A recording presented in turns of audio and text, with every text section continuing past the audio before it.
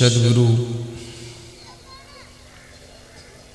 कबीर साहब से किसी ने प्रश्न पूछा है कि संसार में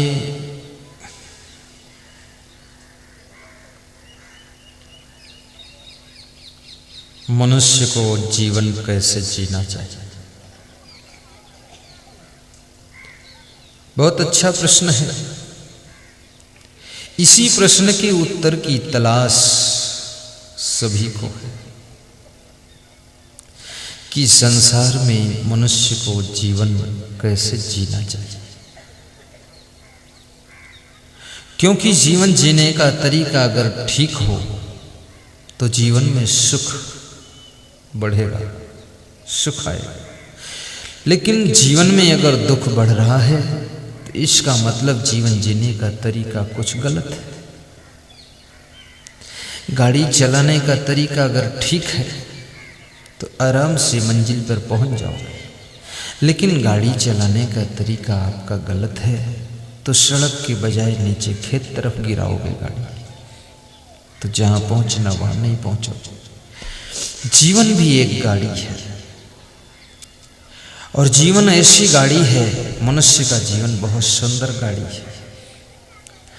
मनुष्य की सुंदर जीवन रूपी गाड़ी से दुनिया की सभी गाड़ी बनी है। अब ये सोचना आप बात को, मनुष्य जीवन की जो गाड़ी है ये गाड़ी हर गाड़ी को बना देती है। अगर एक मनुष्य जीवन इस धरती पर ना हो तो कोई गाड़ी नहीं बन सकती। कौन गाड़ी बनाएगा? रेलगाड़ी, मालगाड़ी, पैसेंजर गाड़ी, बस गाड़ी, ट्रक गाड़ी, जीप गाड़ी, कार गाड़ी, ट्रैक्टर ट्राली, ये सब को बनाने वाला मनुष्य और चलाने वाला मनुष्य, इनका प्रयोग करने वाला मनुष्य, इनकी कीमत लगाने वाला मनुष्य है, कीमत चुकाने वाला मनुष्य है, इनको खरीदने वाला मनुष्य है, इसमें बैठकर चलने वाला मनुष्य है। तो जो मनुष्य इतना कलाकार है कि हर गाड़ी की रचना करता है, तो सोचो मनुष्य के जीवन की गाड़ी कितनी कीमती है। और इतनी कीमती गाड़ी को पा करके अगर जीवन जीने का ढंग नहीं आया तो ये गाड़ी डिस्टर्ब हो जाएगी।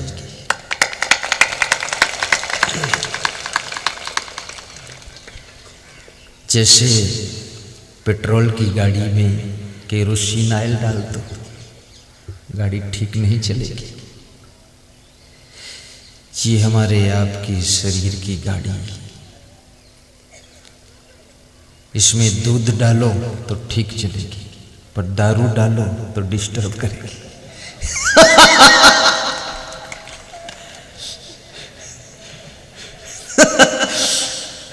कुछ लोग इसमें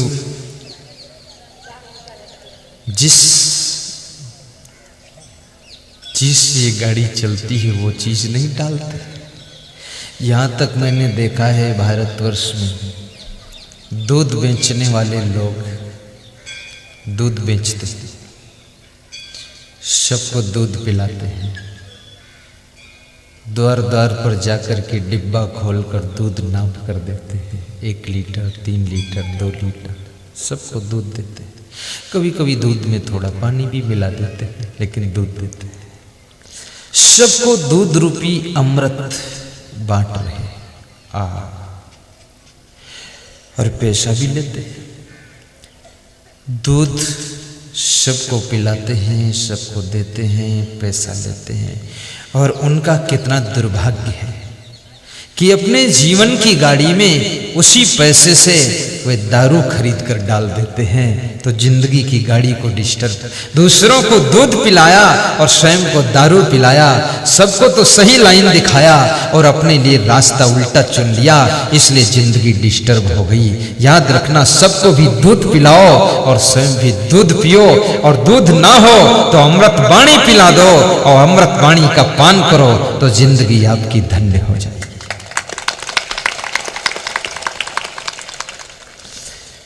एक चीज और है, जो मां आपको 9 महीने गर्भ में रखती है, ये सब माताएं बहनें कुछ इसमें माताएं माँ का रूप प्राप्त कर चुकी हैं, कुछ माँ बनने की उम्मीदवार हैं और कुछ धीरे धीरे 10-20 साल में माँ बनेंगी। लेकिन ये सब माताओं का काफिला है, बहनों का काफिला है। एक माँ का उपकार बेटे के प्रति आप गौर करना कि बेटे को 9 महीने अपने गर्भ में रखती है, उसके बाद प्रसव पीड़ा सहते हुए कष्ट सह करके उसको जन्म देती है, फिर 1.5 वर्ष तक 2 वर्ष तक गोद में रखती है,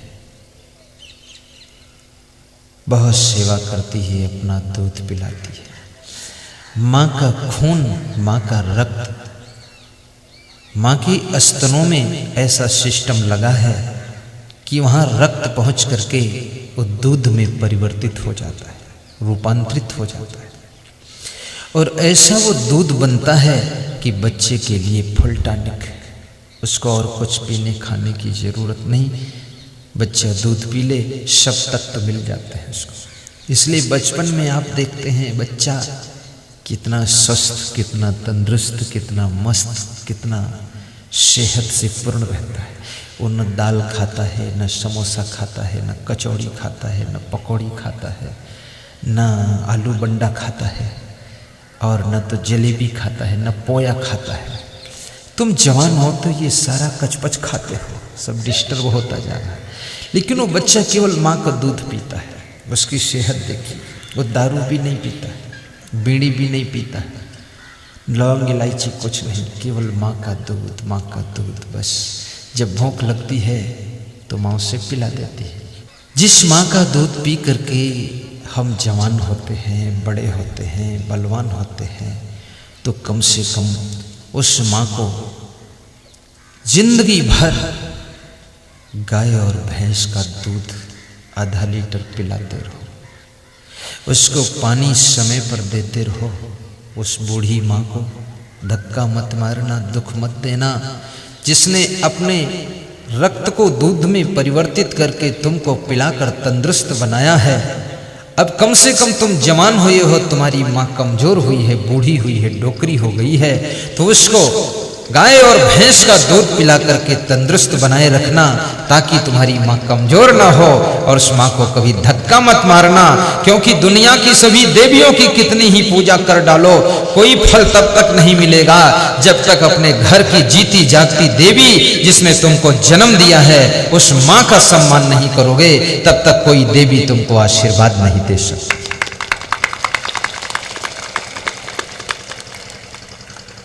तो माँ का आदर करना।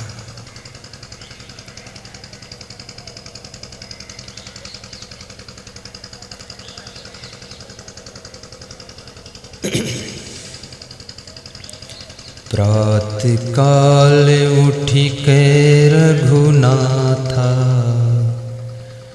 मात पिता गुरु नावहि माता। प्रातः काल उठी के रघुनाथा, मात पिता गुरु नावहि माता। भगवान श्री राम का नियम था, प्रातः काल उठ करके माता पिता को नमस्कार करते थे। नमस्कार कोई समझदार ही कर सकता है,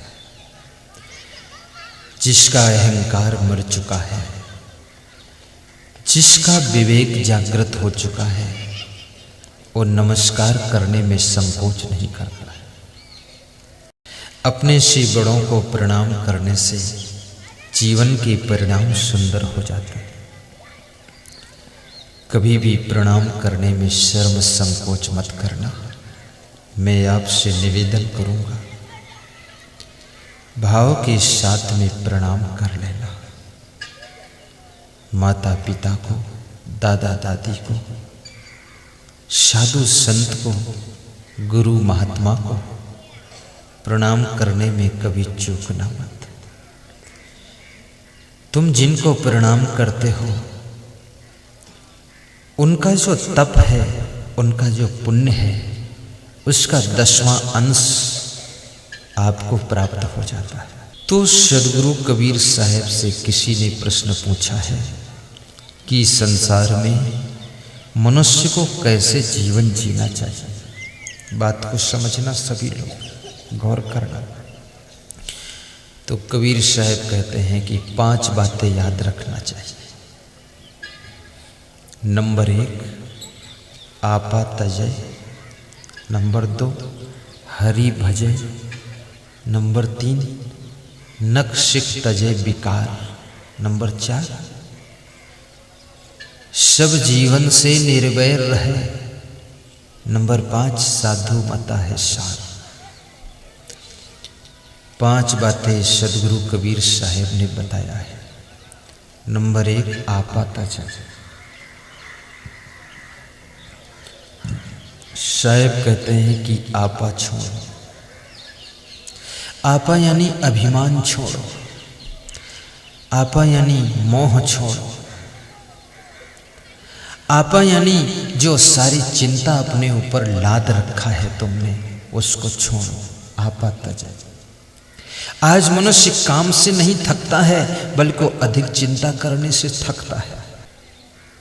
पेड़ लगाओगे 100 साल बाद नष्ट हो जाएगा, मकान बनाओगे 60 साल बाद गिर जाएगा,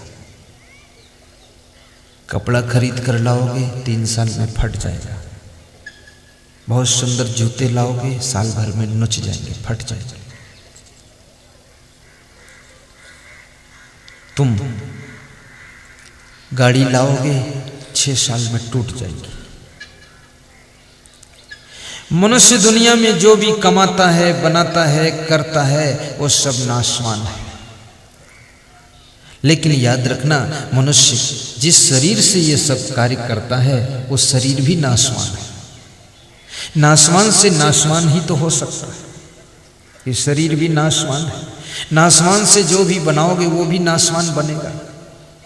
और याद रखना, नाशवान से नाशवान बनेगा और नाशवान में अगर मोह हो जाए और नाशवान का लोभ हो जाए और नाशवान की अगर चिंता हो जाए तो जो अविनाशी आत्मा है, जो अजर अमर अविनाशी तुम्हारी आत्मा है, तुम्हारा जीव है, वो खामखा दुख प्राप्त करता है। इसलिए नाशवान की चिंता छोड़ देना, क्योंकि नाशवान तो नाश होगा ही, तो अविनाशी का नुकसान क्यों किया जाए। नाशवान की चिंता छोड़ करके अविनाशी को आनंद से जीने दिया जाए।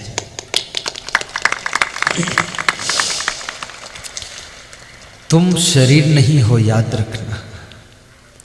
ये जो शरीर आपका है 5 फुट का, 6 फुट का है, 50 किलो वजन, 100 किलो वजन या 1.5 कुंटल वजन, ये शरीर तुम नहीं हो। कृष्ण कहते हैं कि तुम आत्मा हो। अर्जुन ने श्री कृष्ण से पूछा कि मैं कौन हूं? तो श्री कृष्ण कहते हैं कि अर्जुन, तुम अजर अमर अविनाशी आत्मा हो। ये शरीर तो नाशवान है और शरीर ऐसे है जैसे कपड़ा, और तुम ऐसे हो जैसे कपड़ा पहनने वाला मालिक। कपड़ा पुराना हो जाता है तो मालिक कपड़ा बदल कर नया पहन लेता है। ऐसे शरीर जब एक शरीर पुराना हो जाता है तो आत्मा एक शरीर बदल कर दूसरा शरीर धारण कर लेता है। आत्मा तो अमर अविनाशी है, शरीर नाशवान है, शरीर परिवर्तनशील है, और आत्मा वह तत्व है जो कभी परिवर्तन नहीं होता है। तुम शरीर नहीं हो, तुम आत्मा हो, तुम्हारा कभी परिवर्तन नहीं होता है। तुम एक जैसे रहते हो। तुम न स्त्री हो, न पुरुष हो, न जानवर हो, न पंछी हो, तुम न गरीब हो, न अमीर हो, तुम तो तुम हो। तुम पवित्र आत्मा हो, और आत्मा का ज्ञान हो जाए तो आत्मा ही परमात्मा का रूप हो जाता है।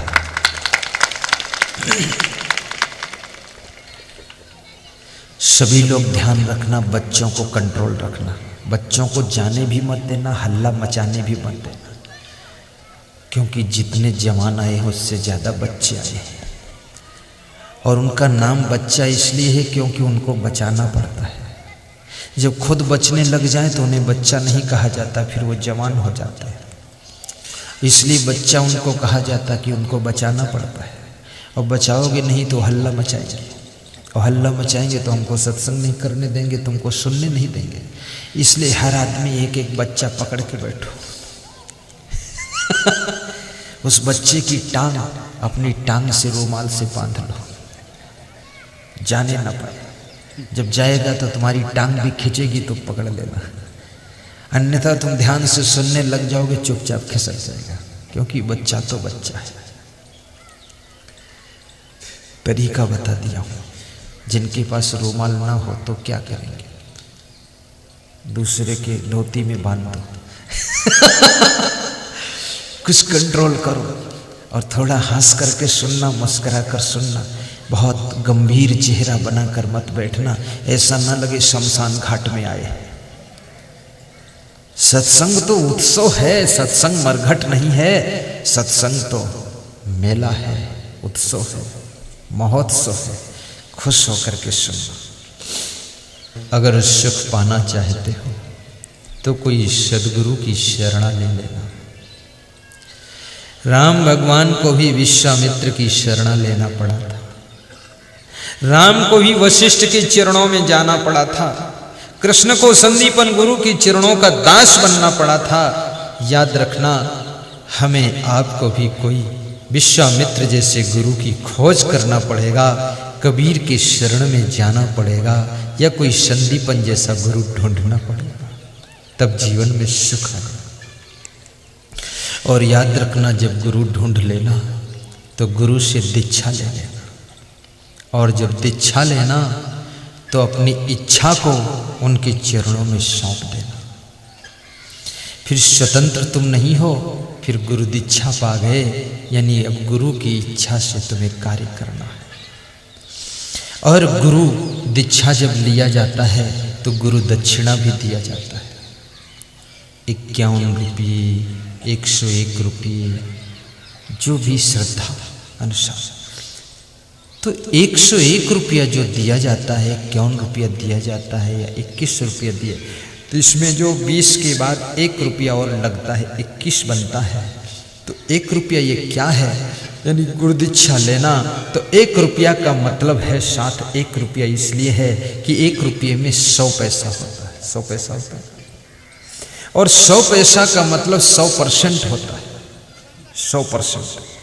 तो जो आपके पास में अवगुण है, दुर्गुण है, दुर्विचार है, वो अवगुण 100% अवगुण, अपने टोटल अवगुण गुरु के चरणों में गुरु दीक्षा जब लेना तो गुरु दक्षिणा के रूप में भेंट कर देना। अवगुणों की दक्षिणा सबसे बड़ी दक्षिणा है। अवगुणों की दक्षिणा पा करके गुरु खुश हो जाता है और तुम्हारे ऊपर सुख की बरसात कर देता है। इसलिए अवगुणों की दक्षिणा जरूर दे देना। जाम फल भेंट करना, लेकिन जाम फल के साथ में जो जमा हुआ कचड़ा है उसको भी भेंट कर देना। ये मांस, मछली, अंडा, नशा, शराब, जुआ, ये सारे अवगुण भेंट कर देना, गुरुदेव को दान कर देना। मन ही मन संकल्प ले लेना। अगर तुम किसी को गाली देते हो बहुत, तो अपनी गालियां भेंट कर देना कि गुरुदेव अब गाली आपके चरणों में भेंट है, अब हम किसी को आज से गाली नहीं बकेंगे। ये संकल्प ले। अगर तुम घर में आलसी बन करके लेटे रहते हो, काम नहीं करते हो, तो अपने आलस्य को गुरु चरणों में भेंट दे देना। यदि तुम कुछ चुरा करके खाते हो तो अपने चोरी की आदत को दान कर देना। यदि आप सिगरेट पीते हो तो सिगरेट पीने की आदत को गुरु चरणों में भेंट कर देना। संकल्प ले लेना कि सिगरेट अब नहीं पीऊंगा। यदि तुम अपनी पत्नी से रोज लड़ते हो तो इस लड़ाई की आदत को दान कर देना। दोनों पति पत्नी आंख मूंद के बोल देना, हर हर गंगे, गुरुदेव आपके चरणों में दान है। ठीक ठीक, बहुत अच्छा दान करा रहा हूं मैं, और ये चीजें ऐसी मांग रहा हूं दान में, गुरु दक्षिणा में, जो आपके पास में स्टॉक है, सब थोक है पूरा।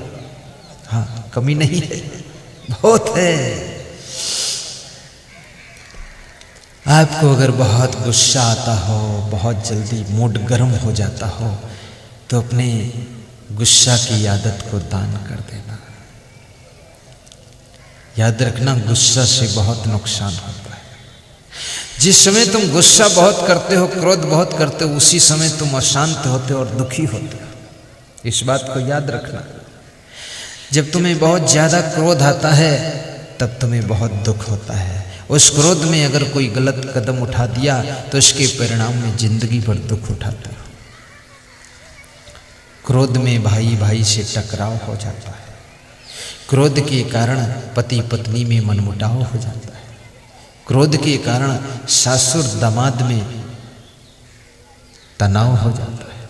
क्रोध के कारण पिता पुत्र में बातचीत बंद हो जाती है। क्रोध के कारण सासू बहू में एक्सीडेंट हो जाता है। क्रोध के कारण आपस में बोलचाल बंद हो जाती है। क्रोध के कारण नौकरी भी चली जाती है। अफसर से क्रोध कर दिया, अफसर ने कलम जला दिया, आपकी नौकरी खतरे में पहुंच गई। मैं अपने आश्रम नेपाल बॉर्डर में पार्क में टहल रहा था, तो एक आदमी सड़क पर निकला तो साइकिल डाल करके भागकर पार्क में कूद कर आ गया और चरण छुआ। तो हमने कहा, आपका क्या नाम है? अरे बोले, मिल गए आज आप, बड़ी मुश्किल से फोटो देखता था, दूर से दर्शन किया था, मिल ही नहीं पाए कभी। आज देख लिया आपको पार्क में, आप परिक्रमा कर रहे हैं तो मैं दौड़ के आ गया। तो हमने कहा, आप क्या करते हैं? बोले, मैं डॉक्टर हूँ। हमने कहा, बड़ी अच्छी बात, धन्यवाद है। बोले, आपका प्रवचन सुन चुका हूँ, बड़ी इच्छा थी कि आपसे अकेले मिलूं, निकट से दर्शन करूं। तो हमने कहा, डॉक्टर हैं, अच्छी बात है। तो बोले, इसके पहले मैं मास्टर था और उसके पहले मैं पटवारी था। पटवारी होता ना, राजस्व विभाग। तो हमने कहा, पटवारी, फिर मास्टर, फिर डॉक्टर। तो डॉक्टर किस हॉस्पिटल में हो? बोले, प्राइवेट डॉक्टर हो। तो हमने कहा, कहाँ बैठते हो? बोले, बम्बनपुर बैठता हूँ। तो हमने कहा, तो प्राइवेट डॉक्टर हो, बहुत बड़ा अस्पताल है, नर्सिंग होम है क्या आपका? बोले, नहीं, छोटा सा एक कमरा किराए लिया हूँ, कुर्सी मेज एक रहती है, बस 10-12 मरीज आ जाते हैं, देख लेते हैं। तो हमने कहा, पटवारी की इतनी अच्छी नौकरी, अब तक तो प्रमोशन हो करके आप तहसीलदार हो जाते। बोले, बिल्कुल सत्य कहा महाराज आपने, अब तक तहसीलदार में हो जाता। तो हमने कहा, फिर क्या हुआ? बोले, हुआ कुछ नहीं, तहसीलदार से थोड़ा विवाद हो गया, तो तहसीलदार को ऑफिस में उठाकर मैंने पटक दिया और खूब मारा। तो उस झगड़म झंझट में हमारी नौकरी चली गई। तो फिर मैंने अप्लाई किया तो टीचर लाइन में सिलेक्शन हुआ, तो मास्टर बना। और मास्टर बना तो प्रधानाचार्य से एक दिन झगड़ा हो गया, तो उसको कुर्सियों से कस के पीटा, तो वो भी नौकरी चली गई। तो अब प्राइवेट दवाखाना खोल कर बैठा हूँ। तो हमने कहा, अब क्रोध आता है कि नहीं? बोले, आता है लेकिन निकालता नहीं हूँ बाहर, अंदर ही रखता। तो हमने कहा, क्यों नहीं निकालते हो? अरे बोले, 2 बार निकाला तो 2 बार सब नुकसान हो गया, अब तीसरी बार निकाल दूं तो डॉक्टरी भी चली जाएगी, तो फिर क्या होगा? आखिर क्रोध को रोकना पड़ा कि नहीं रोकना पड़ा? लेकिन नुकसान होने के बाद रोकना पड़ा।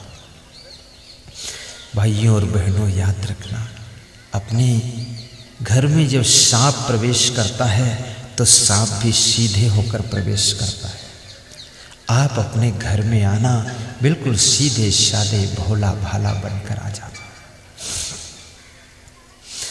नारियों से भी मैं निवेदन करूंगा कि आप कृपा करके, मेहरबानी करके अपने घर के पुरुषों से, अपने पतियों से ऐसे शब्द बोलना जिससे उनका मन प्रसन्न हो और उनका मनोबल बढ़े, और उनको टेंशन में मत पहुंचाना। भोजन करते समय, सोने के पहले ऐसे शब्द न बोलना जिससे आपका पति टेंशन में पहुंच जाए, तो खा भी न सके और सो भी न सके, ऐसी स्थिति मत करना। और कोई नुकसान भी हुआ हो तो सह लेना, क्योंकि इस संसार में सहना ही तपस्या है। अगर सह ना सके तो याद रखना,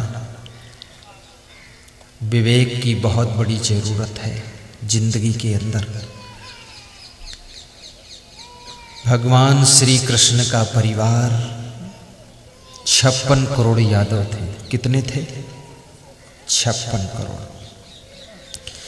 56 करोड़ यादव कृष्ण का परिवार है। शराब पी करके यमुना नदी में स्नान कर रहे हैं। आपस में कुछ तकरार होती है, एक दूसरे पर गुस्सा आता है, क्रोध आता है, एक दूसरे को धक्का मुक्का करते हैं। शराब का नशा है। नदी में पैदा होने वाला एक घास होता जिसको गोंदी कहते हैं, उस गोंदी को उखाड़कर आपस में मारपीट किया। शराब के नशे में 56 करोड़ यादव एक दूसरे को नदी में पैदा होने वाली घास से मार मार करके गिरा देते हैं और एक साथ में 56 करोड़ शराब के नशे में यमुना नदी में डूबकर मर जाते हैं। जो शराब का नशा 56 करोड़ यादवों को यमुना की धारा में डुबा सकता है, जो शराब का नशा भगवान कृष्ण के पूरे परिवार को एक साथ नष्ट कर सकता है, तो मैं निवेदन करूंगा वो शराब का नशा आपको सुख कब दे सकता है, आपको भी वो डुबा सकता है। याद रखना, शराब के नशे में न जाने कितने लोगों की इज्जत डूब गई, न जाने कितने लोगों की दौलत डूब गई, न जाने कितने लोगों की जमीन डूब गई, न जाने कितने लोगों का मकान संपत्ति डूब गई, न जाने कितने लोगों की जिंदगी डूब गई। अरे जितने मरे नहीं हैं नदियों के गहरे पानी में, जितने डूबे नहीं हैं कुएं के गहरे पानी में, उससे ज्यादा डूब चुके हैं बोतलों के बंद पानी में, बोतलों के बंद पानी में। नदियों में डूबने वालों की संख्या कम है। नदी में लोग कितने डूबकर मरे होंगे उनको काउंटिंग किया जा सकता है। कुएं में डूबकर कितने लोग मरे उनको गिना जा सकता है, लेकिन बोतलों के बंद पानी में सारा संसार डूबकर मर रहा है। इसी बोतलों के बंद पानी में, झिल्लियों के बंद पानी में, पौज में डूबकर, अरे पानी के हौज में तो बहुत कम लोग डूबे हैं, लेकिन शराब की पौज में तो पूरी दुनिया डूब गई है। तो आज निवेदन करूंगा कि आप इस चीज को भेंट कर देना, दान कर देना। इस चीज को दान करने वाले हमारे कुशल पाल भदवरिया प्रधानाचार्य बैठे हैं, आप दर्शन कर लो, ताली बजा दो। 1 वर्ष हो गया ये इतनी शराब पीते थे, रोज पीते थे, रोज पीते थे। इनका कहना है 50,000 रुपये महीने वेतन आता था, लेकिन फिर भी साइकिल से ही चलते थे क्योंकि सब पी जाते थे। 1 साल छोड़ा है शराब, तो कह रहे थे 55,000 की मोटरसाइकिल से चल रहा हूँ गुरुदेव। जय हो। ये चाबी देखो, चाबी में जो छल्ला है वो छल्ले में गुरुदेव का फोटो खुल्लम खुल्ला है। जय हो। ये हमारे परम भक्त हैं। भाइयों और बहनों, आपसे भी मैं यही सलाह करता हूँ कि आपका जीवन भी बहुत अच्छा बने। कबीर साहब कहते हैं, युधिष्ठिर जो धर्मराज के पद पर है, वह युधिष्ठिर शकुनी के साथ में बैठकर जुआ खेल रहे हैं। याद रखना, अगर जहर हम पिए तो हम पर भी असर करेगा, तुम पियो तुम पर भी असर करेगा।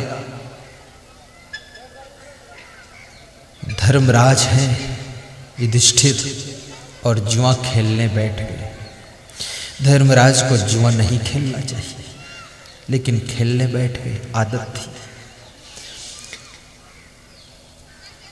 अर्जुन, भीम, नकुल, सहदेव अपने बड़े भाई का बहुत सम्मान कर रहे हैं और जुआ खेलते खेलते द्रौपदी को भी हार गए, पांडवों को हार गए, खुद को हार गए।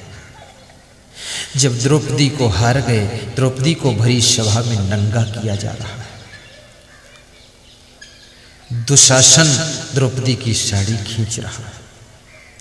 युधिष्ठिर बहुत दुखी हैं, शर्मिंदा हैं। पांडव सब सिर नीचा किए हुए बैठे कि ये क्या हुआ। अर्जुन कहते हैं कि आज मेरे बड़े भाई मुझको हार चुके हैं, अन्यथा एक बाण उठाता और इस सारे कौरवों को खत्म कर देता, लेकिन अब हार कर बैठा हूं, अब बाण भी नहीं उठा सकता हूं। मेरे देखते देखते मेरी धर्मपत्नी द्रौपदी को नंगा किया जा रहा है। जो जुए की आदत युधिष्ठिर को भी शर्मिंदा कर सकती है, युधिष्ठिर की बेइज्जती करा सकती है, युधिष्ठिर को अपमान में ढकेल सकती है, और युधिष्ठिर के सामने, धर्मराज के सामने अर्जुन की धर्मपत्नी द्रौपदी को नंगा करने के लिए मजबूर कर सकती है। वो जुआ खेलने की आदत आपका कब कल्याण कर सकती है। याद रखना भाइयों बहनों, जुआ खेलने की आदत का त्याग कर देना और गुरुदेव के चरणों में भेंट कर देना, आपका जीवन मंगलमय हो जाए।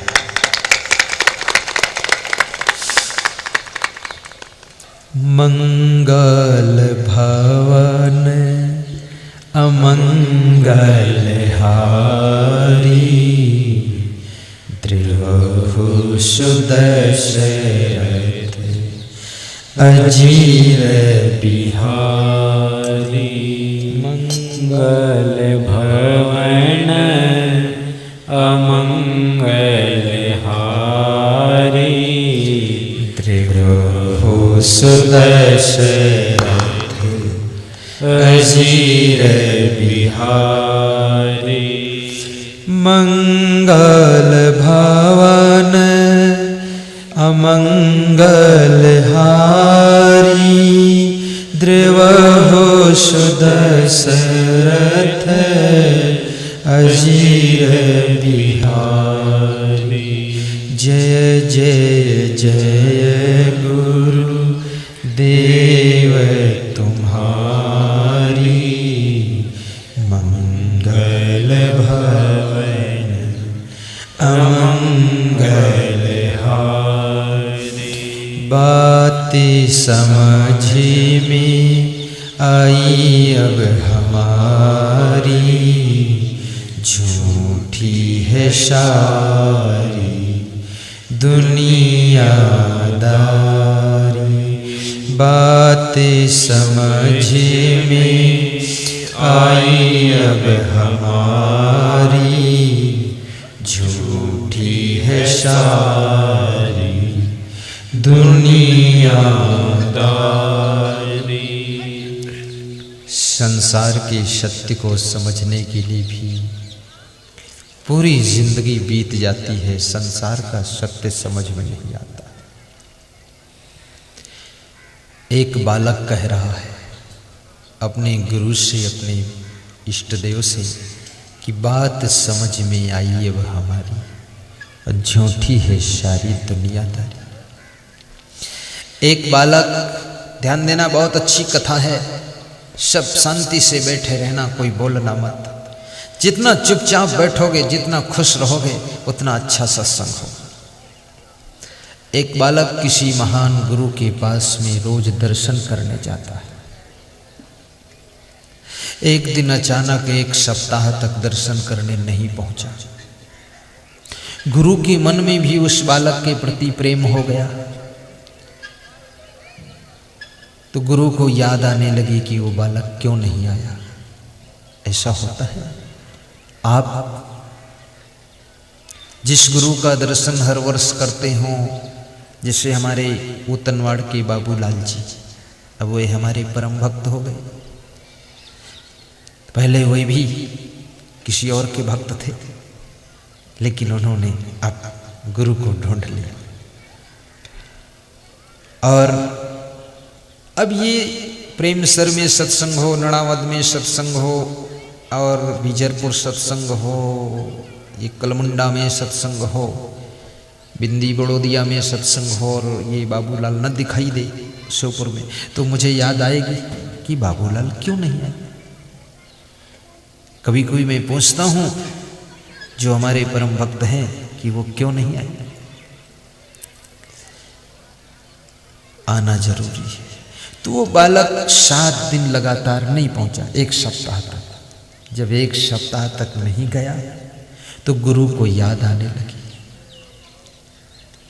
जिंदगी ऐसी बना जिंदा रहे दिलशाद तू, और तू न हो दुनिया में तो दुनिया को आए याद तू, दुनिया को आए याद तू। ऐसी जिंदगी, आपकी भक्ति का इतना प्रभाव हो कि गुरु स्वयं आपको याद करने लग जाए। गुरु को तुम याद करो, ये तो भक्ति है, लेकिन गुरु तुमको याद करने लग जाए तो ये तुम्हारी परम भक्ति है। ध्यान देना इस पर। एक भक्त ने हमसे पूछा कि गुरुजी हम आपको याद करते हैं, लेकिन आप हमको याद करते हो कि नहीं करते हो?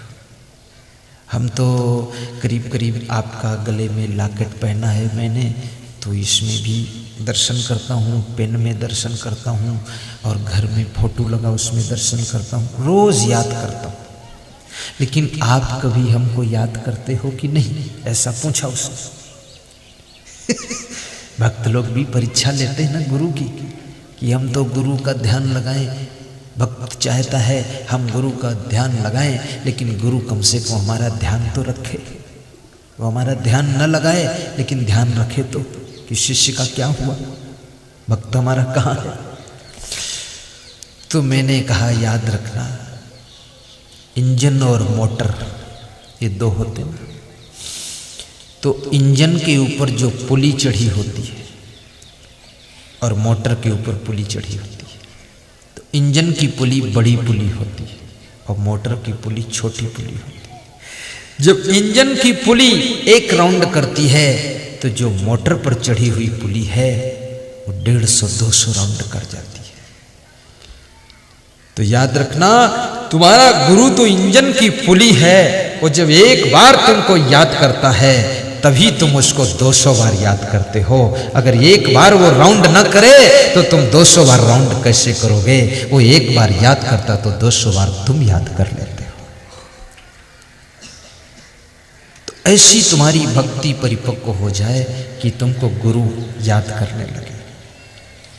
तो गुरु ने उस बालक को याद किया कि वो बालक क्यों नहीं आता है। एक सप्ताह बाद आया।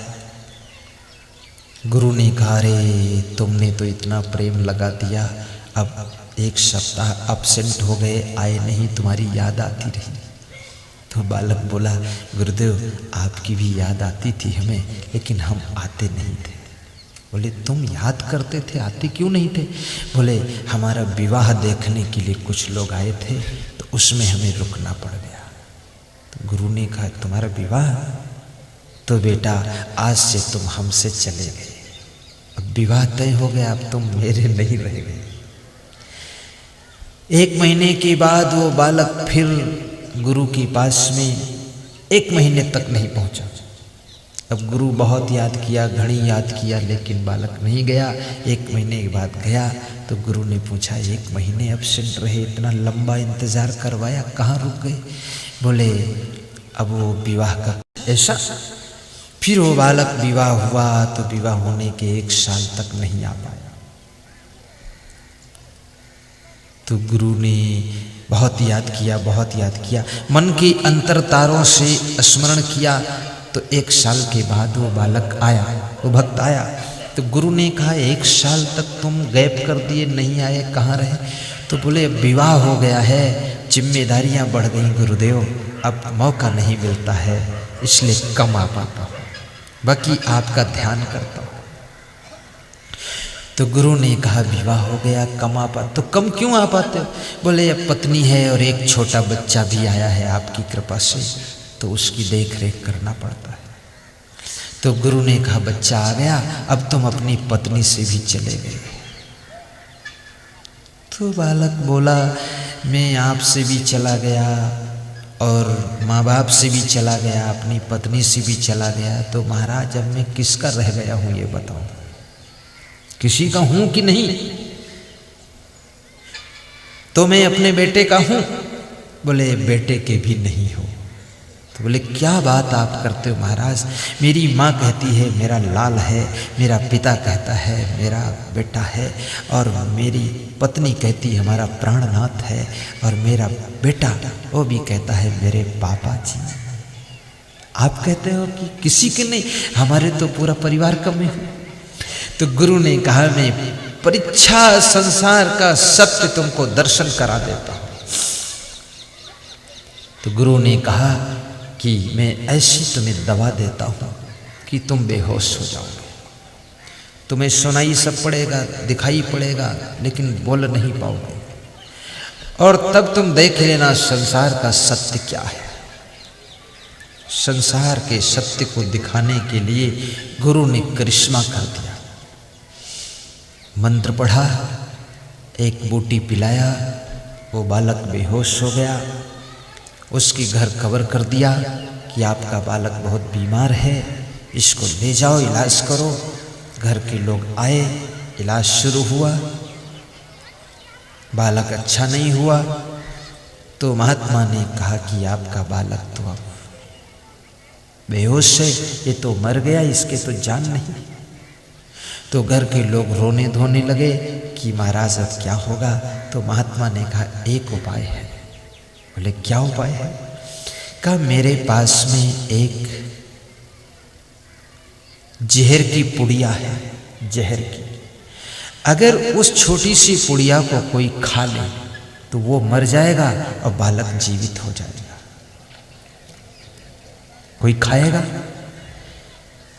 तो महात्मा ने कहा इसकी जो बूढ़ी माँ है, इसको बहुत दुख है, बहुत प्रेम है, तो ये बूढ़ी है भी, ज़्यादा दिन की जिंदगी भी नहीं है, तो इसको पुड़िया खिला देते हैं जहर की। ये जहर की पुड़िया खाएगी तो मर जाएगी और ये बालक जीवित हो जाएगा। तो उस बूढ़ी माँ को पुड़िया दिया खाने के लिए। तो उसने कहा मैं जहर की पुड़िया नहीं खाऊंगी। बोले क्यों? बोले फिर मैं मर जाऊंगी तो मेरे इस डोकरा को कौन देखेगा?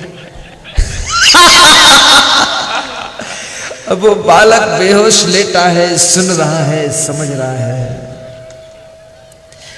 तो महात्मा ने कहा फिर इस जहर की पुड़िया को इस बालक के पिता को खिला दिया जाए, क्योंकि ये बहुत रो रहा है, इसको बहुत प्रेम है, तो ये डोकरा मर जाएगा और बालक जीवित हो जाएगा। तो उस डोकरा को जहर की पुड़िया दिया। तो डोकरा हाथ जोड़कर बोला देखो महाराज, प्रेम अपनी जगह पर है, लेकिन हम किसी के लिए मरेंगे नहीं, क्योंकि हम मर जाएंगे तो हमारी डोकरी का क्या हाल। तो महात्मा ने फिर पुड़िया ले ली और कहा कि अब इसकी पत्नी को पुड़िया खिला देते हैं, क्योंकि ये ज्यादा रो रही है, सीना पीट रही है, मुड़ पटक रही है, इसको बहुत दुख है, तो इसको खिला देते, ये मर जाएगी और इसका पति जिंदा हो जाएगा। तो उसको दिया। इधर बच्चे हल्ला मचाते, जरा रोक लो इनको, सबको बटोर के एक जगह इकट्ठा करो। तो उसको दिया और उसने कहा महाराज देखो, अब ये तो बेहोश हैं ही, मर ही गए हैं, और हम पुड़िया खा लें जहर की, हम भी मर जाएं और ये जीवित भी हो जाएंगे, लेकिन हमारा ये छोटा सा बच्चा, इसको कौन संभालेगा? तो हम जहर की पुड़िया नहीं खाएंगे, हम इस छोटे बच्चे के सहारे जी लेंगे। अब ये मर गए तो मर गए, अब रो हम सकते हैं लेकिन इनके लिए मर नहीं सकते। तो महात्मा ने कहा अच्छा एक बात, चलो कोई नहीं खाना चाहता जहर की पुड़िया और सबको दुख है, परिवार सब रो रहा है, तो इस जहर की पुड़िया को फिर मैं खा लूं तो मैं मर जाऊंगा, आपका बच्चा जीवित हो जाएगा, आपका पति जीवित हो जाएगा, मैं खा लूं। तो सब घर वालों ने कहा अरे महाराज, संत तो दयालु होते ही है, आप खा लो महाराज साहब।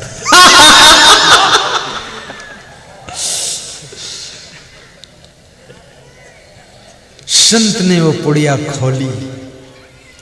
परहित सरिस धर्म नहीं भाई, पर पीड़ा सन नहीं अधिमाई।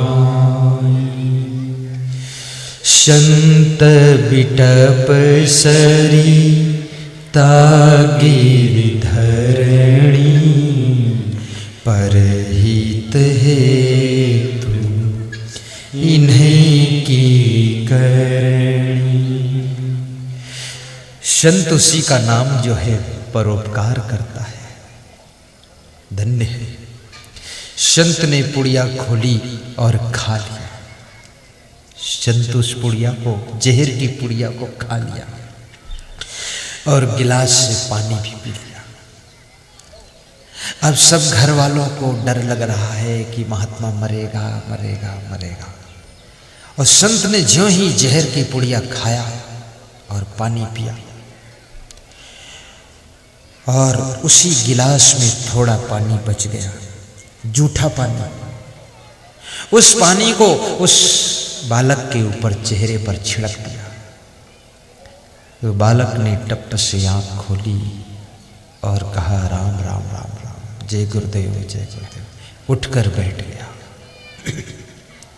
बालक जीवित हो गया, लेकिन महात्मा मरा नहीं। तो उस बालक के माता पिता ने कहा कि महाराज तुमने जहर की पुड़िया खाई, तुम मरे नहीं और बालक जीवित हो गया। तो महात्मा ने बहुत अच्छी बात बताई। कहा ये जहर की पुड़िया का प्रभाव केवल संसारी जीवों पर होता है, ये संत के ऊपर इसका प्रभाव नहीं पड़ता है। जहर को तो संत ही पचा सकता है। जो दुनिया के जहर को पचा ले उसका नाम संत होता है। जो अमृत को पचा ले उसका नाम महंत होता है। जहर पचा, शिव भगवान ने जहर को पचाया था। शंकर भगवान की कहानी मालूम है। महात्मा ने कहा कि बेटा संसार के सत्य को अनुभव किया तुमने? बोले सत्य समझ में आ गया। बातें समझ में आई अब हमारी, झूठी है सारी दुनियादारी, और न लो अब परीक्षा हमारी, आए शरण हम प्रभु जी तुम्हारी। अंतिम आशा भरोसा त्यागना, थक गया हूँ चाहूँ और सहारा। सब गाइए, आनंद आ जाएगा।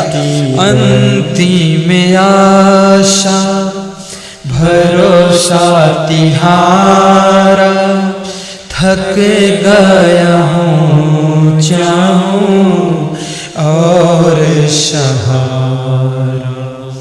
दृष्टि दया की करो मंगलकारी, आए शरण हम प्रभु जी तुम्हारी। दृष्टि दया की करो मंगलकारी, आए शरण हम प्रभु जी तुम्हारी। जय हो। दृष्टि दया की करो मंगलकारी, आए शरण हम प्रभु जी तुम्हारी। बातें समझ में आई अब हमारी, झूठी है सारी दुनियादारी, दुनियादारी। साहिब बंदगी साहिब। सत्य को समझने में महात्मा को जहर की पुड़िया खाना पड़ गया। दुनिया का सत्य समझना बहुत कठिन है। इस दुनिया जैसी है वैसी दिखाई पड़ना बहुत कठिन है। दुनिया उल्टा दिखती है।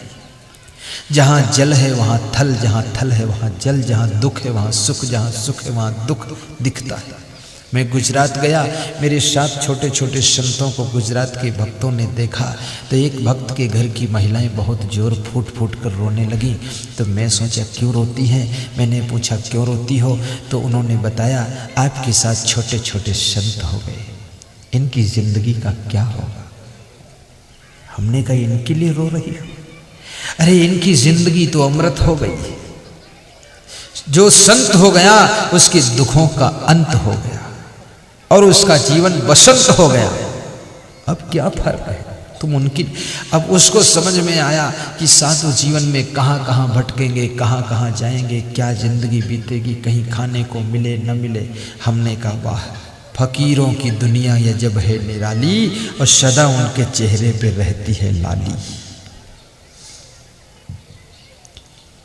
हाथ कमंडल बगल में सोटा, चारों दिशा जगीरी में, मन लागो मेरो यार फकीरी में। चाहे जिधर चले जाओ, चाहे ऊतनवाड़ तरफ जाओ तो बाबू लाल का हलवा खाओ, और कलमुंडा में आओ तो पूरन की पूरन पूड़ी खाओ। क्या बात है। साधु के लिए तो चारों दिशा जगीरी में, मन लागो मेरो यार फकीरी में। हाथ कमंडल बगल में सोटा, चारों दिशा जगीरी में, मन लागो मेरो यार फकीरी में। अरे फकीरों की दुनिया अजब है निराली, फकीरों की दुनिया अजब है निराली, और सदा उनके चेहरे पे रहती है लाली। आनंद है, साधु जीवन में सुख है, साधु जीवन में शांति है, साधु जीवन स्वतंत्र है। साधु जीवन से ज्यादा सुखी कौन है। सुख के लिए तो भगवान को भी साधुओं के चरणों में आना पड़ा था। साधु तो सुख का सागर है, सुख के लिए ही तो तुम सब मेरे पास आए हो। और मैं आपको क्या दूंगा, बस इतना ही दूंगा, आपके दुखों को सुख में बदल दूंगा, बस यही दूंगा। इसीलिए तुम आए हो। संसार में सुख का सेंटर अगर कहीं है तो साधु के चरणों में है। साधु साधु सब ही बड़े अपनी अपनी ठौर, संत विवेकी पारखी ते माथे की मोर। मैं निवेदन करूंगा बीच में से उठकर कोई मत जाना। बीड़ी पीने की प्यास लगे तो भी मेरी याद में बैठे रहना, पानी की प्यास लगे तो मेरी आस में बैठे रहना, और बैठे बैठे थक जाना तो हाथ पांव हिला लेना, लेकिन उठ के ना जाना। ठीक बात, बिल्कुल उठना मत, तब पूरा आशीर्वाद मिलेगा। ये तो दुनिया के झमेले हरगिज कम न होंगे, अफसोस बस यही है एक रोज हम न होंगे। दुनिया तुम कहां संभाल सकते हो, दुनिया तो मैं संभालूंगा आपकी दुनिया को। भगवान राम को संत मिले थे तो संतों की कृपा से राम भगवान बन गए थे, और रावण पर संतों की कृपा नहीं हुई तो रावण राक्षस बन गया और सोने की लंका राख हो। याद रखना, अगर संत नहीं मिले, संत की कृपा नहीं मिली और संतों के विरुद्ध हो गए तो तुम्हारी सोने की लंका राख ऐसे होगी जैसे रावण की सोने की लंका राख हुई थी। और संत मिल गए, संतों की कृपा मिल गई, संतों की सेवा मिल गई, संतों का सत्संग मिल गया, संतों का आशीर्वाद मिल गया तो वनवास दिया था कैकेयी ने 14 साल के लिए, लेकिन संतों के आशीर्वाद से राम आए थे वन में इंसान के रूप में, लेकिन वापस लौट कर गए भगवान के रूप में। संतों की कृपा तुमको भगवान बना दे। इसलिए उठ के मत जाना, टेंशन मत करना कि घर में ये काम है वो काम है। अरे काम करते करते तुम्हारी जिंदगी की शाम आ गई, काम खत्म नहीं हुआ, तुम खत्म हो जाओगे। हाँ, ये काम कहीं खत्म होता है। साहेब बंदगी, साहेब अब गौर से ध्यान देना। बस थोड़ी देर और सत्संग बचा है, ज्यादा लंबा नहीं। आपा तजे, पहला सूत्र कबीर साहब कहते हैं सुख के लिए आपा त्याग करो, अर्थात अहंकार छोड़ो और चिंता छोड़ो। अपने सिर पर सब लाद कर मत रखो। हल्के फुल्के फूल जैसा जीवन जियो, पत्थर जैसा जीवन मत जियो। आप आता जाए, हरि भजय। और दूसरी बात कहते हैं हरि का भजन करो। ये भजन करने के लिए मनुष्य का जीवन मिला है। केवल खाने भोगने और सोने के लिए जीवन अगर मिलता तो पशु पक्षी कीड़े मकोड़े का जीवन काफी था। खाना पीना सोना भोगना पशु पक्षी के जीवन में खूब होता है, लेकिन भजन करना वहां संभव नहीं। मनुष्य के जीवन में भजन होता है। और भजन कैसे करोगे? भजन में पूछूं अगर तुमसे, अभी मैं पिछले गांव जहां से आया हूं, राणेप गांव से, वहां के हमारे वक्तों को विदा करने भी आए हैं अध्यापक गुरुचरण जी, और पूरा गांव प्रेम में डूबा हुआ था। तो राणेप में मैंने भजन की परिभाषा थोड़ा बताया था, लेकिन यहाँ भी बताना पड़ेगा हमें, क्योंकि तुम राणेप गए थे कि नहीं गए थे? नहीं गए ना? तो मैं तो आया हूं यहाँ, मैं बता दूंगा भजन क्या है। बुराइयों से भाजना ही भजन है। आदत जरा सुधार लो बस हो गया भजन, मन की तरंग मार लो बस हो गया भजन। ये भजन है। किसी से पूछा गया कि भजन क्या है, तो उसने कहा 2 अगरबत्ती भगवान के फोटो के सामने जला दो, थोड़ा हाथ जोड़ दो, बस भजन हो। दूसरे से पूछा गया कि भजन क्या है, तो उसने कहा कि भगवान के सामने शंख बजा दो, घंटी बजा दो, बस भजन हो गया। तीसरे से पूछा गया भजन क्या है, तो उसने कहा कि भगवान के सामने 2 फूल भेंट कर दो, बस भजन हो गया, झंझट खत्म। चौथे से पूछा गया कि भजन क्या है, तो उसने कहा कि भजन बहुत सीधा साधा है, भगवान के मंदिर में प्रसाद चढ़ा दो और उसके बाद उठा लो और पूरा खा लो, बस भजन हो गया। पांचवें से पूछा गया भजन क्या है, तो उसने कहा भजन क्या है? आप हमसे पूछ रहे हो भजन क्या है, तो भजन यही है, खूब खाओ खूब सो, बस यही भजन है, और क्या भजन है। लेकिन मैं आपको बताऊं भजन क्या है, व्रत क्या है। महिलाएं बहुत व्रत रहती है, मैं भी व्रत रहता हूं और तुम भी व्रत रहना। अगर आपके घर में किसी दिन चाय पत्ती ना हो तो उसी दिन चाय का व्रत ले लेना। किसी दिन अखबार ना आया हो तो अखबार का व्रत ले लेना, ठीक? ऐसा नहीं कि चाय पत्ती खत्म हो गई तो खुद ही चाय बन गई, चाय जैसा गर्म हो गए, स्वयं ठंडे रहो। किसी दिन आपके घर मेहमान ज़्यादा आ गए हों, खाट कम पड़ गई हो, खाट मेहमान को दे देना, स्वयं जमीन पर बिछाकर सो जाना और खाट का व्रत ले लेना। ये भजन हो गया। मांस मछली नशा शराब खाने पीने की आदत है, गुरुदेव के चरणों में इसे भेंट कर देना, त्याग कर देना, तो समझ लो भजन हो गया, व्रत हो गया, अखंड व्रत ले लो।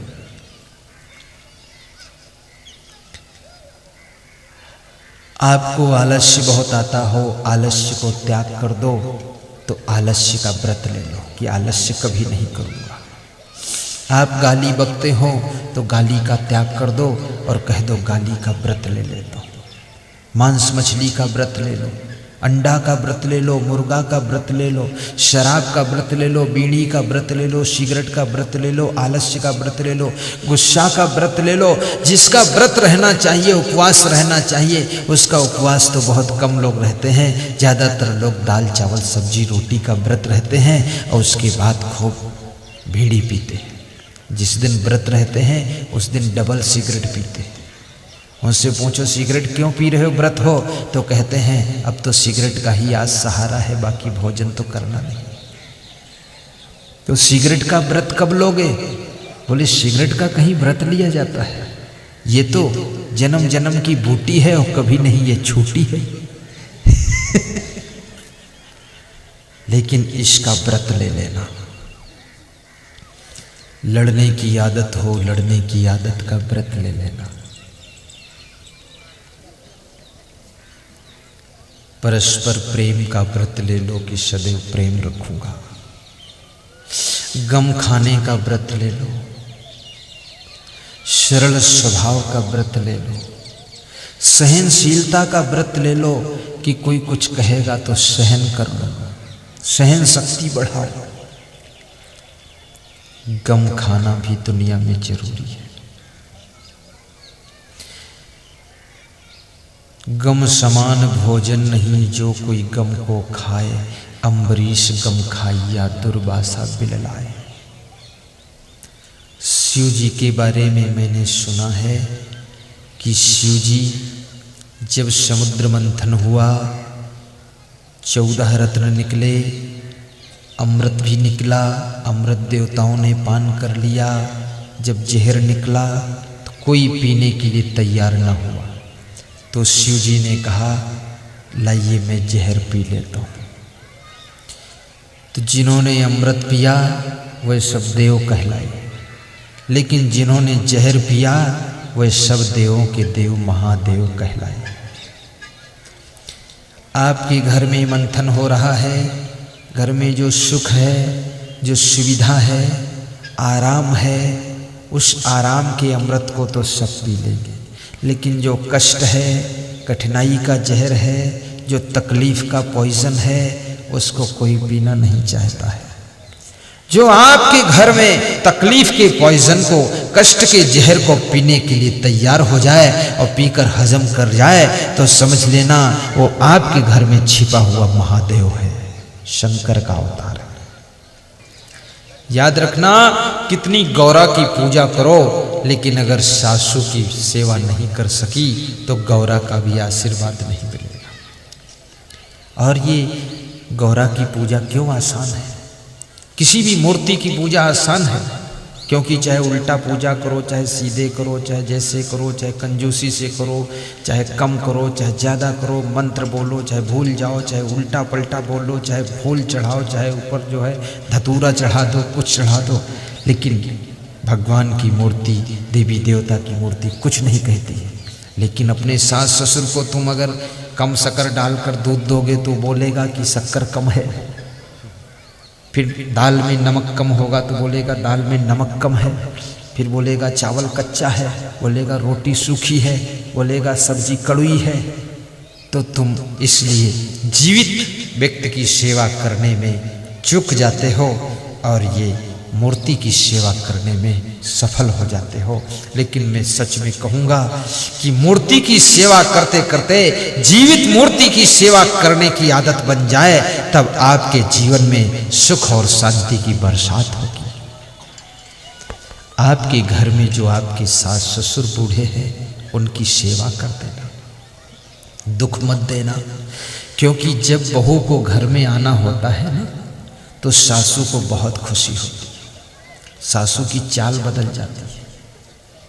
जिस समय बेटे का विवाह होता है तो सासू बहुत स्पीड से 120 किलोमीटर की रेस में चलती है, खर खर खर खर खर खर पूरा दौड़ के काम करती है, सब गेहूं कंप्लीट करती है, लोट तैयार करती है, सारा साफ सफाई शिटिंग, ये सामान लाना, वो लाना, ये करना, और बहू की आने के पहले ही उसके रहने के लिए कमरा बनवाना, उसमें रंग लगवाना, पंखा लगवाना, ठीक करना कि बहू आएगी इसमें ठहरेगी, रहेगी बहू बेटा हमारा। तो तुम्हारे लिए कितना सासू प्रयास करती है, और बहू आए, लाड़ी आए तो सासू से लड़ाई शुरू कर दे तो सासू को दुख होगा कि नहीं? और याद रखना, जो आज लाड़ी है कल वो सासू भी बनेगी। तुम्हारा भी तो प्रमोशन होगा, सासू बनोगी। इसलिए तुम अगर अपनी सासू को सताओगी तो तुम्हारी लाड़ी आएगी, वो तुमको सताएगी। तुम्हारे घर में एक दूसरे को सताने की परंपरा चलती रहेगी। एक दूसरे से प्रेम की परंपरा प्रारंभ करो। संसार में क्या लेना देना है? कुछ भी नहीं। यहाँ ना कुछ तुम हाथ में लेकर आए हो, ना हाथ में लेकर जाओगे, हाथ भी यहीं छोड़ कर जाओगे। इसलिए दुनिया के झंझट में इतना मत उलझना, जरा सेवा भाव का ध्यान रखना। कभी सासू ने कुछ कह दिया हो उसको भूल जाना, सह लेना, गम खा लेना। कभी ससुर ने कुछ बोल दिया हो उसको इस कान से उस कान निकाल देना, नाराज मत होना। और सुबह शाम सास ससुर को प्रणाम भी करना। और भोजन जब बनाना तो पहली थाल उनके सामने पहुंचा देना। जिस घर में बूढ़ों के लिए पहली थाल निकलती है उस घर में लक्ष्मी का वास रहता है, और जिस घर में बूढ़ों का अपमान होता है उस घर में दरिद्र आकर के डेरा डाल देता है। सासू को गौरा ससुर महादेवा, सासू को गौरा ससुर महादेवा, स्वामी को ईश्वर बनैबे, मंदिर हमें काहे को जैबे। स्वामी को ईश्वर बनैबे, मंदिर हमें काहे को जैबे। कहाई कबीर सब अवगुण तजी के, कहाई कबीर सब अवगुण तजी के। कहाई कबीर सब अवगुण तजी के, कहाई कबीर सब अवगुण तजी के। जीवन सफल बनैबे, मंदिर हम काहे को जैबे। जीवन सफल बनैबे, मंदिर हम काहे को जैबे। बोलिए सद्गुरु भगवान की जय। एक महत्वपूर्ण बात को समझना, सुख ना तो घर में होता है, ना जंगल में सुख है, ना शहर में सुख है, ना गांव में सुख है, ना पहाड़ पर सुख है, ना तो कोई कस्बे में सुख है। ना अच्छे कपड़ों में सुख है, ना सस्ते कपड़ों में दुख है, ना तो रसगुल्ला में सुख है, ना तो मूली गाजर में दुख है। सुख दुख कहाँ है? आपको मैं याद कराऊं। जब तुम्हारा मन प्रेम से भरा होता है, तुम्हारे भीतर काम क्रोध लोभ मोह ईर्ष्या द्वेष शांत होते हैं, तुम्हारा अहंकार नम्रता में बदल जाता है, तुम्हारी वाणी मधुर होती है, तुम्हारा व्यवहार अच्छा होता है, तुम्हारा स्वभाव सुंदर होता है, तुम्हारा चरित्र चमकीला होता है, तुम्हारा बैठना उठना विवेकपूर्ण होता है, बस तुम्हारे जीवन में सुख का शुभारंभ हो जाता है। सुख कहीं दुकान पर नहीं मिलता है, सुख पैसे से नहीं मिलता है, सुख किसी जेब से नहीं मिलता है, सुख चुराने से नहीं मिलता है। सुख तो आपकी सुंदर स्वभाव से पैदा होता है, और आपका सुंदर स्वभाव सत्संग से सुंदर स्वभाव बनता है। इसलिए आप सत्संग में जरूर जाना, ताकि आपका स्वभाव सुंदर बने, चरित्र सुंदर बने, कर्म सुंदर बने, ताकि आपको सुख मिले और आपकी जिंदगी सफल हो जाए। ये काम करना। भाइयों और बहनों, आपके घर में अगर कोई ऐसा व्यक्ति है जो घर की टेंशन को पी लेता है, घर के दुखों को हजम कर लेता है, घर का सारा झंझट सह लेता है, सभी की बातों की गम खा लेता है, तो समझ लेना वो कोई साधारण व्यक्ति नहीं है, वो शंकर भगवान का अवतार है, वो महादेव है, जो सबका जहर पीकर हजम कर लेता है और सबको निभा लेता है। ऐसे व्यक्ति को ध्यान रखना और उसको धन्यवाद भी देते रहना, और अधिक काम करने वाले को जरा प्रोत्साहित करते रहना, ताकि उसकी हिम्मत बढ़ती रहे और वो दिन दूना रात चौगुना उन्नति करता रहे। एक और बात, आपा तजय हरि भजय। तीसरी बात, नख शिख तजय विकार। कबीर साहब कहते हैं नख से लेकर के शिखा तक, यानी जो पैर का नाखून होता है ना, यहाँ से लेकर के सिर के बालों की चोटी तक जितने विकार हों, अवगुण हों, बुराइयाँ हों, गंदी आदतें हों, उनको त्याग करो।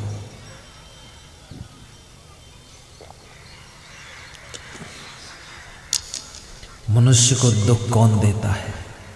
आपकी गंदी आदत ही आपको दुख देती है। और याद रखना,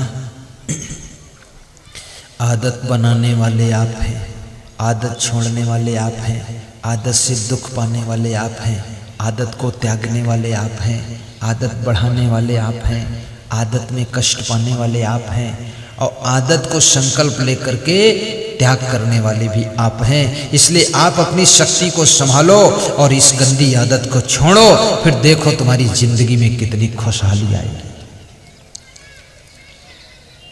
ऐसा वैसा खाना पीना छोड़ देना। ये मीणा परिवार, जाट परिवार, बैरवा परिवार, सुमन परिवार और नागर परिवार, ये राठौर परिवार, मेघवाल परिवार, पंचाल परिवार, सभी परिवारों से मेरा निवेदन है कि आपका परिवार सुख और शांति से भरा हो। इसके लिए आप गुरु की भक्ति खूब करना, संतों के चरणों में ध्यान लगाना और परस्पर प्रेम से रहना। नख से लेकर के शिखा तक कोई भी अवगुण हो उसको धीरे धीरे धीरे धीरे दूर करना। अपने घर की महिलाओं का आदर करना। महिला को केवल महिला मत समझना, महिला को घर की महिमा समझना। और दुर्गा देवी की पूजा कर पाओ करो, ना कर पाओ ना करो, लेकिन आपके घर में जो जीती जागती देवी हैं इनका अपमान न करना, इनको दुख मत देना, इनको भी क्षमा करके गम खा करके प्रेम से निभा लेना। जिस घर में नारी का आदर होता है, जिस गृहस्थ के घर में स्त्री का सम्मान होता है, जिस गृहस्थ के घर की स्त्रियां बैठ कर के रोज रोती नहीं हैं, मुस्कुराती हैं, खुश रहती हैं, उस घर में लक्ष्मी का आगमन होता है, उस घर में लक्ष्मी की कृपा रहती है। और जिस घर की स्त्रियां आए दिन बैठकर रोती रहती हैं, दुखी रहती हैं, उस घर में लक्ष्मी भाग जाती है, दरिद्र आ जाता है। तो इसलिए इन नारियों को जरा खुश भी रखना, इनकी बात भी कुछ मान लेना, अपनी जिद मत करना। और महिलाओं से भी निवेदन करूँगा, ये जो आपके घर के पुरुष हैं ये बहुत संघर्ष करते हैं, बाहर कष्ट उठाते हैं, बाहर घर में आए तो इनको मुस्करा कर मिलना, समय पर भोजन नाश्ता खिला देना, बिस्तर लगा देना, आलस्य न करना और इनसे कह देना कि तुम घर की चिंता मत करो, घर तो हम संभाल लेंगी, तुम बाहर संभाल लो, हम अंदर संभाल लें, दोनों संभल जाए। बाहर सुंदर अंदर सुंदर तो फिर सब सुंदर, और जहाँ सब सुंदर तो पावन हो गया, जहाँ पावन है वहाँ सुहावन हो गया, सुहावन हो गया तो संत का आवन हो गया, संत का आवन हो गया तो हर महीना सावन हो गया, जब हर महीना सावन हो गया तो जिंदगी मन भावन हो गई और फिर वहीं पर भगवान का भी आवन हो गया। ऐसे मिलजुल करके प्रेम से गुजार लेना। कभी आपके पति थोड़ा डांट दें तो उसको सह लेना, नाराज ना होना, क्योंकि कभी कभी गलती होती है तो डांटना भी पड़ जाता है। कभी आपसे गलती हो जाए, आपकी पत्नी थोड़ा जोर से बोल दे तो तुम भी सह लेना, अपनी अपनी गलती को स्वीकार कर लेना।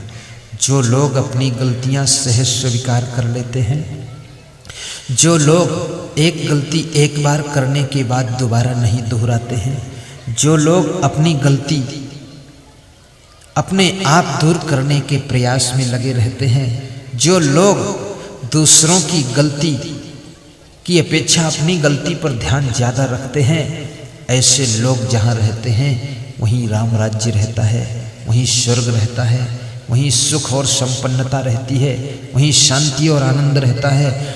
आपके घरों में सुख शांति और आनंद आए, आपके घरों में लक्ष्मी की कृपा बनी रहे। आज मैं एक ऐसा फार्मूला बताऊंगा कि वह कौन सा घर है जिस घर में लक्ष्मी आती है। बता दूं? हैं? बताऊं? एक नियम, एक मंत्र बताता हूं जिससे लक्ष्मी घर में आती है। मूर्खा यत्र न पूज्यन्ते धान्यम यत्र सुसंचितम दाम्पत्ये कलहो नास्ति श्री स्वयं आगता। चाणक्य ने नीति शास्त्र में कहा है, जिस घर में मूर्ख का सम्मान नहीं होता है, जिस घर में अन्न का अपमान नहीं होता है, अन्न के एक एक दाने को संभाल कर रखा जाता है, जिस घर में पति पत्नी में कलह कलेश नहीं होता है, दाम्पत्ये कलहो नास्ति, जिस घर में पति पत्नी में कलह कलेश नहीं होता है, श्री स्वयं आगता, श्री माने लक्ष्मी, स्वयं माने अपने आप, आगता माने आती है। उस घर में लक्ष्मी अपने आप आती है, उसको बुलाना नहीं पड़ता है, कहना नहीं पड़ता है। ऐसे घरों को लक्ष्मी ढूंढती रहती है जिन घरों में अन्न के एक एक दाने को संभाल कर रखा जाता है, अन्न को फेंका नहीं जाता, खराब नहीं किया जाता है, जिस घर में पति पत्नी में कलह कलेश नहीं होता है, प्रेम रहता है, जिस घर में मूर्खों का सम्मान नहीं होता है, उस घर में ढूंढ ढूंढ करके लक्ष्मी आकर के डेरा डालती है। वो घर में कभी दरिद्र नहीं आता है और वहां सदैव लक्ष्मी का निवास रहता, सुख शांति बनी रहती है। एक बात और कहूंगा, अपने घर में किसी एक बुद्धिमान व्यक्ति का चुनाव कर लेना, उसको घर का संचालक बना लेना, मालिक बना लेना, जो आपके घर में बुद्धिमान व्यक्ति हो, और उसके हाथ में घर की स्टीयरिंग थमा देना और उससे कहना कि अब तुम ही जानो, तुमको संभालना है।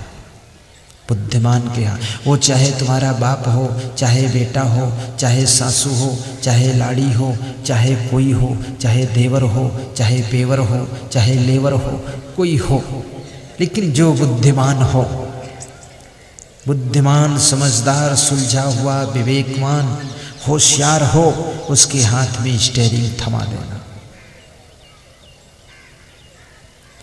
अभी आपको मैं एक बहुत अच्छी बात बताता हूँ कि मध्य प्रदेश में खंडवा जिले में मैं आज के करीब 18 वर्ष पहले गया था। तो मेरी बस खड़ी थी, उस समय बस थी मेरे पास, अब तो बस नहीं है, अब हम खुद ही 100 बस हैं। तो बस के साइड में और पीछे लिखा हुआ था, ये बस अमुक आदमी ने दान दिया है। एक माता जी ने बस दान दिया था, उनका नाम था श्रीमती सुखदेई देवी, लखीमपुर खीरी, उनका नाम लिखा था। तो एक 18 वर्ष की उम्र का लड़का आया, उसने वो पढ़ा, मुझसे पूछा कि ये दान में मिली है बस गुरुजी? तो हमने कहा हाँ। तो कहा आप मेरे साथ में आओ। तो मैंने कहा आप अपरिचित हो, मैं तुम्हारे साथ कैसे हो? बोले आप आओ इस मकान के अंदर। मैंने कहा मैं नहीं आ सकता हूँ, क्योंकि किसी के मकान के अंदर अपरिचित में ऐसे कैसे आ जाऊँ? अरे बोले आओ तो, आप डरो मत। तो मैं गया हिम्मत करके, तो अंदर देखा बहुत बड़ी फैक्ट्री है कपड़ों की। तो उसने कहा अगर कोई बस आपको दान दे सकता है तो मैं बस में भरने के लिए कपड़ा दान दे दूंगा, आप कपड़ा ले लो। तो उसने छेतियाँ 1800 मीटर कपड़ा दान दिया, 1800 मीटर। कहा सब साधुओं को पहना देना, आपके पास जितने साधु हैं। हमारे पास साधु भी बहुत है, क्या पूछना साधु, जय जय जय बजरंग बली, जिधर देखो उधर साधु। एक साधु में 10 मीटर कपड़ा लगता है, एक पोशाक। कल स्नान करे तो फिर 10 मीटर की दूसरी पोशाक बदले पहने। साल में 4 पोशाक लगती, 6 महीने में फट जाता है कपड़ा। ये सूती होता ना, 40 मीटर तो 70 साधु, 7 चौक 2800 मीटर कपड़ा इनको चाहिए। हमारे में 15 मीटर लगता, 15 चक्कू 60 मीटर साल में हमको चाहिए। तो उन्होंने दे दिया। मैंने कहा पैसा? बोले बोले पैसे की कोई बात नहीं। तो हमने कहा आप क्या करते हैं? बोले मैं फैक्ट्री मालिक हूँ। मैंने कहा आपके पिताजी? बोले हैं। हमने कहा दादाजी? बोले हैं। हमने कहा भाई सब बड़े भाई हैं? हमने कहा तो तुम मालिक हो? बोले हमारे सब पूरे परिवार ने बैठ करके हमको मालिक बनाया है फैक्ट्री का 18 साल की उम्र में, और जब से मैं मालिक बना हूँ इस फैक्ट्री को 20 गुना आगे बढ़ा दिया हूँ 1 साल के अंदर। हमारे दादाजी ने जो 50-60 साल में जितना बढ़ाया था उससे कई गुना मैंने 1 साल में इसको बढ़ा दिया है। ऐसे बुद्धिमान आदमी के हाथ में घर के विकास की बागडोर सौंप देना तो आपका घर दिन दुना रात चौगुना उन्नत करता चला जाएगा। ये अहंकार मत रखना मैं बाप हूँ, मैं दादा हूँ, मैं सासू हूँ, मैं ये हूँ, मैं वो हूँ। नहीं, जो बुद्धिमान है उसको सौंप देना। अगर तुम्हारे दादाजी बुद्धिमान हो तो उनको सौंप देना, तुम उनके इशारे से कार्य करना तो उन्नति होगी। किसी ने प्रश्न पूछा अगर घर में दरिद्र आ गया हो तो क्या करना चाहिए, वो दरिद्र कैसे भागेगा? अब ये सवाल है। बहुत लोगों के घरों में दरिद्र आकर बैठ चुका है, तो मंत्र पढ़ना पड़ेगा, कैसे दरिद्र भागेगा।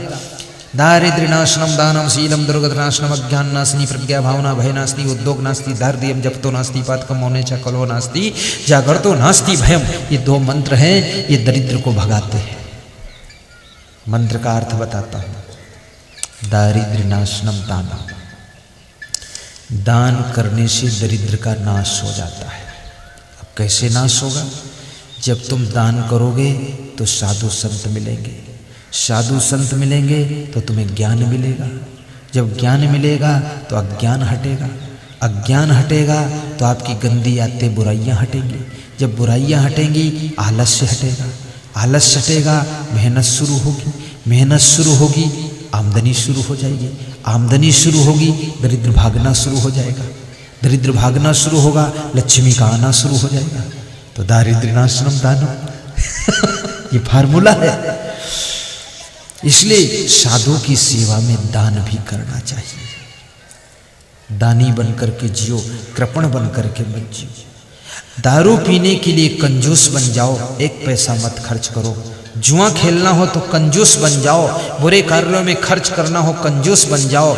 लेकिन निवेदन करूंगा, अगर दान करना हो, सेवा करना हो, सत्संग कराना हो तो ऐसे उदार बन जाओ जैसे कलमुंडा के सभी भक्त, और ये कौन है, बिंदी बड़ोदिया के सभी भक्त, और साथ साथ में मंडी के सभी भक्तों ने हर घर से कुछ न कुछ दान, हमारे पूरन जी को सहयोग मिला है, मुरारी जी को हर घर से चाहे कोई 11 रुपया दिया हो या 1100 दिया हो, लेकिन सबने दिया है। इसलिए 3 गांवों के बीच में सत्संग रखा गया है। भाइयों बहनों, त्रिवेणी संगम है, ये बड़ोदिया बिंदी और कलमुंडा और साथ साथ में मंडी, और सब खत्म हो जाए घमंडी और ये सत्संग पूरा हो जाए।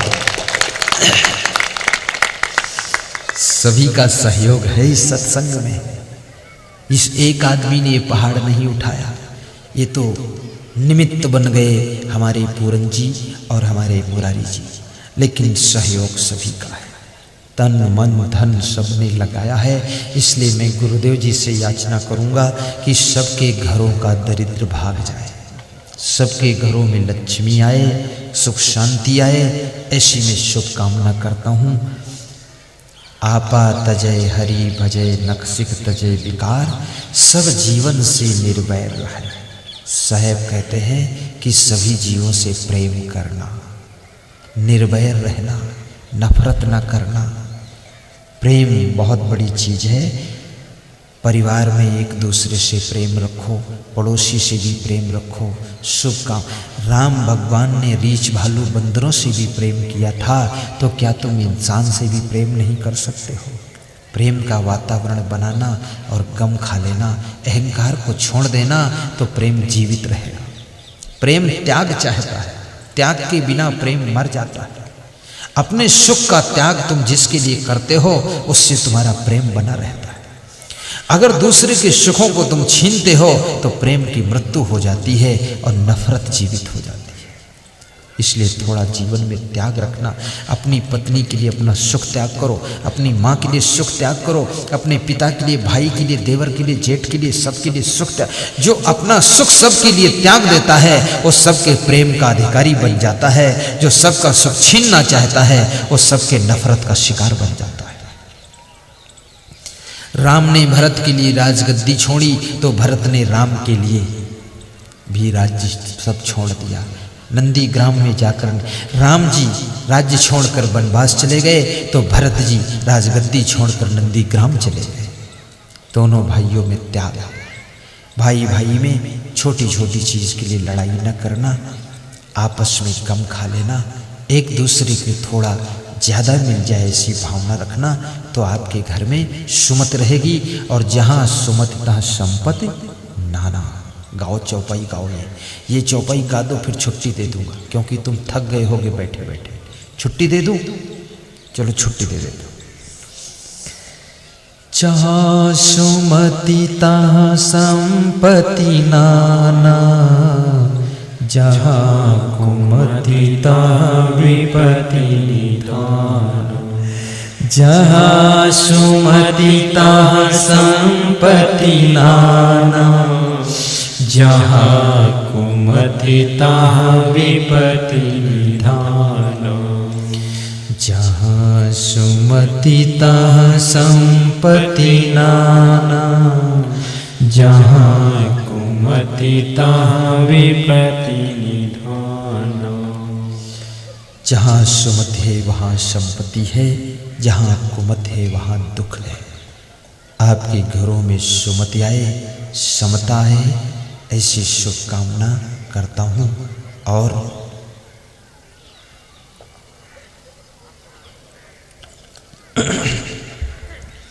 एक चीज को समझना, सब जीवन से निर्भय रहे साधु मता है सार।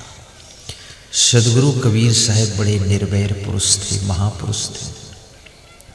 सदगुरु कबीर साहब एक गली के किनारे बैठे सत्संग कर रहे थे।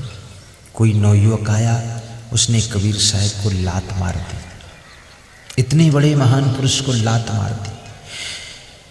परशुराम के पिता भृगु जी ने विष्णु भगवान की लात मारी थी, तो जिनको लात मारी वे भगवान बन गए, और जिसने लात मारी उसकी संसार से पूजा खत्म हो गई। भृगु जी की पूजा नहीं होती। रावण ने विभीषण को लात मारी, विभीषण को लात मारी तो विभीषण की बात बन गई, उनको राम भगवान मिल गए। और जिसने लात मारी उसकी लात भी खत्म हो गई, बात भी खत्म हो गई, उसका सब विश्वास खत्म हो गया, जिंदगी खत्म हो गई।